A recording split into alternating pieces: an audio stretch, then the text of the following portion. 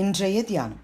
இப்படிப்பட்ட வாக்குத்தத்தங்கள் நமக்கு உண்டாயிருக்கிறபடினால் பிரியமானவர்களே, மாம்சத்திலும் ஆவியிலும் உண்டான எல்லா அசூசியும் நீங்க நம்மை சுத்திகரித்து கொண்டு பரிசுத்தமாகுதலை தேவ பயத்தோடே பூரணப்படுத்த கடவோம். 2 கொரிந்தியர் 7:1. ஆண்டவரும் இரட்சகருமாகிய இயேசு கிறிஸ்துவின் நாமத்தினாலே இந்த கால வேளையில் இன்றைய தியான நிகழ்ச்சியின் வாயிலாக உங்கள் ஒவ்வொருவரையும் சந்திப்பதில் நான் கிறிஸ்துவுக்குள் மிக்க மகிழ்ச்சி அடைகிறேன். பிரியமானவர்களே, இன்னும் 2 நாட்களில் இந்த வருஷத்தை நம்ம முடிக்க போகிறோம்.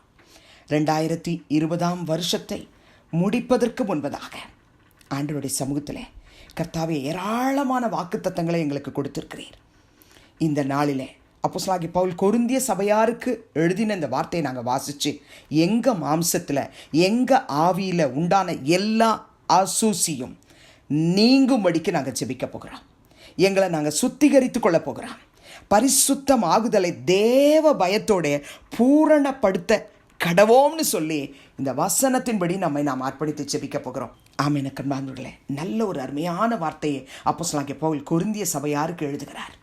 2 கொரிந்தியர் 1:20 எங்களால் தேவனுக்கு மகிமை உண்டாகும்படி தேவனுடைய வாக்கு தத்தங்கள் எல்லாம் இயேசு கிறிஸ்துவுக்குள் ஆம் என்றும் அவருக்குள் ஆமேன் என்றும் இருக்கிறதே என்று எழுதுகிறார். ஆமென். கண்பார்ந்தவர்களே, அவருடைய வாக்கு தத்தங்கள் எல்லாம் ஆம் என்றும் ஆமேன் என்றும் இதுவரைக்கும் நிறைவேறி இருக்கிறது. அவருடைய வாக்கு தத்தங்க உங்கள் வாழ்க்கையில் நிறைவேறி இருக்கு தானே பிரியமானே?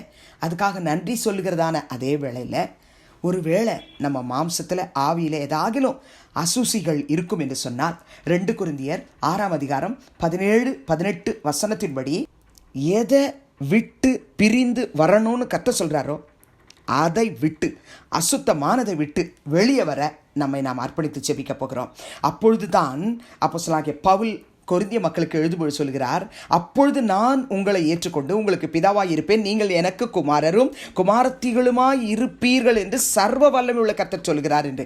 இது பவுலுடைய வார்த்தை கிடையாது, இது கர்த்தருடைய வார்த்தை. எதை விட்டு வெளியே வரணும்? இதே அதிகாரம் 2 கொரிந்தியர் 6:14-16 வரை உள்ள வசனத்தின்படி அந்நிய நுகத்திலே அவிசுவாசிகளுடன் பிணைக்கப்பட்டிருக்க கூடாது.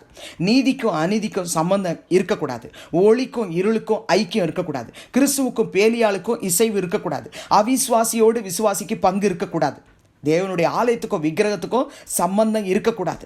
அப்படி நீங்கள் உங்களை விலக்கி காத்துக்கொள்வீங்கன்னு சொன்னால் உங்களுக்குள்ளே நான் வாசம் பண்ணுவேன், உங்களுக்குள்ளே உலாவுவேன், உங்கள் தேவனாய் இருப்பேன், நீங்கள் என்னுடைய ஜனங்களாய் இருப்பீர்கள் என்று தேவனாகிய கர்த்தர் சொல்லுகிறதை சொல்லிவிட்டு நீங்களே தேவனுடைய ஆலயமாய் இருக்கிறீர்கள் என்று சொல்கிறார். ஆமென். கண்பார்ந்தவர்களே, என்ன காரியத்தில் ஆண்டவருக்கு விருப்பமில்லாத அசுத்தம் இருந்தாலும் சரி, அவைகளை புறம்பே தள்ளி போட கர்த்தருடைய ஆவியானவர் நமக்கு கிருபை தரும்படி ஜெபிக்க போகிறோம்.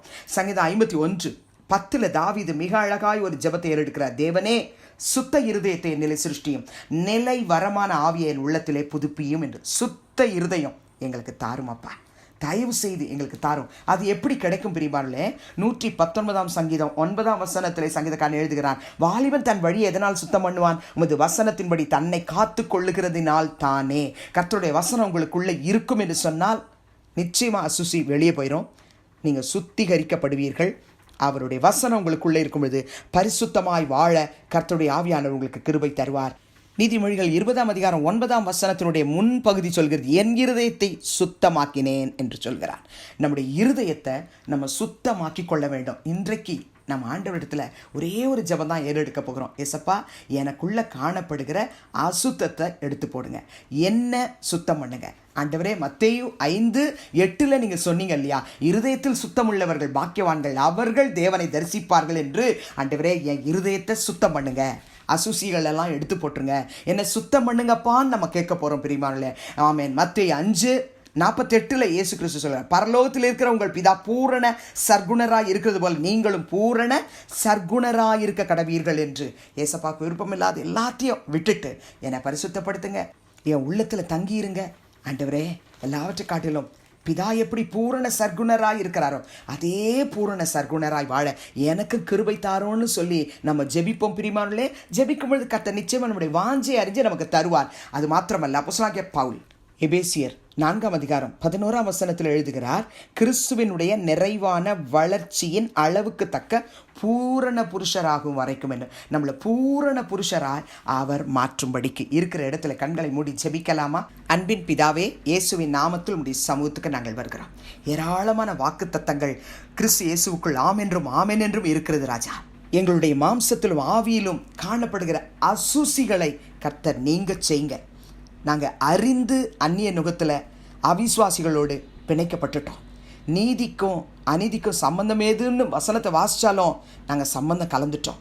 ஒளிக்கும் இருளுக்கும் ஐக்கியம் ஏதுன்னு வாசித்தாலும் இருளுக்குள்ளே நாங்கள் வாழ்ந்துக்கிட்டு இருக்கோம். ஆண்டவரே, எங்களுக்குள்ளே காணப்படுகிற இந்த மாம்ச அழுக்க கர்த்தர் நீக்கி போட்டுவிட்டு எங்களை சுத்தம் பண்ணி எங்களை தகப்பனே பரிசுத்தமாகுதலை தேவ பயத்தோடு கூட நாங்கள் பெற்றுக்கொள்ளத்தக்கதாக பூரண புருஷராய் மாறத்தக்கதாக எங்களுக்கு நீர் உதவி செய்ய வேணுமாய் ஜெபிக்கிறோம் ஆண்டவரே. இயேசு ராஜா, பிதா எப்படி பூரண சர்க்குணராய் இருக்கிறாரோ அதே போல நாங்களும் பூரண சர்க்குணர்களாய் மாற எங்களுக்கு உதவி செய்யும் என்று வேண்டுகிறோம். இரக்கமுள்ள தகப்பனே, இந்த விண்ணப்பத்துக்கு நீர் கனிவாய் செவி சாய்த்து எங்கள் ஒவ்வொருவரையும் பூரண புருஷராய் மாற்ற வேண்டும்படிக்கு ஜெபிக்கிறோம். எங்கள் விண்ணப்பத்துக்கு நீ பதில் கொடுத்து விட்டதுக்காய் ஸ்தோத்திரம். துதிகன மகிமையை உமக்கு செலுத்துகிறோம். இயேசுவின் மூலம் வேண்டுகிறோம் பிதாவே, ஆமென். கிறிஸ்துவுக்குள் பிரியமானவர்களே, இந்த நாளிலே கர்த்தர் தாமே உங்களோடு கூட இருப்பாராக, உங்களை ஆசீர்வதிப்பாராக, உங்களை நடத்துவாராக. ஆமென்.